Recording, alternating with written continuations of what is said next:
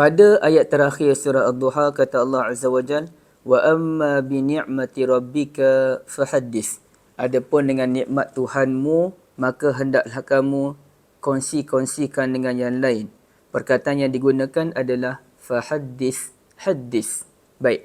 Kenapakah Allah Azza wa Jal menggunakan perkataan fahaddis, tidak menggunakan yang lain? Contohnya fakhabbir ataupun faakhbir.